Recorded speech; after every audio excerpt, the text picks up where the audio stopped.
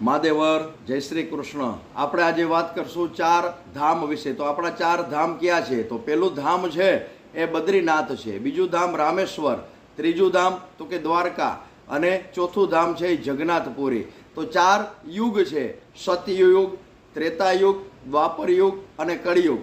તો ત્યાં જે ચારો ધામમાંથી શું પવિત્ર ગણાય છે કે આપણે ઘરે લઈ જઈ શકીએ? તો સૌથી પહેલું ધામ છે બદ્રીનાથ છે, એ સતયુગનું પ્રતીક છે।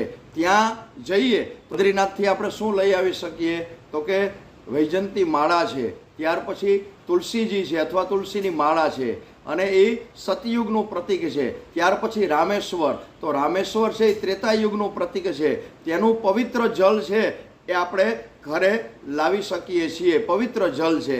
ત્યાર પછી દ્વાપર યુગનું પ્રતીક છે એ દ્વારકાધીશ છે, એ દ્વારકા છે, ત્યાંનું તો કે ત્યાંનું ગોપી ચંદન છે અને મોરપંખ છે એ આપણે પ્રસાદી રૂપે ઘરે લાવી શકીએ। ત્યાર પછી તો કે જગન્નાથપુરી, તો ત્યાં તો એ કળિયુગનું પ્રતીક છે અને ત્યાંની નારિયેળની છડી છે એ આપણે ઘરે લાવી શકીએ છીએ। આ ચારો ધામનું મહત્વ છે। જો આ વિડીયો ગમ્યો હોય તો લાઈક કરજો, શેર કરજો, ફોલો કરજો, સબસ્ક્રાઈબ કરજો। મહાદેવર જય શ્રી કૃષ્ણ।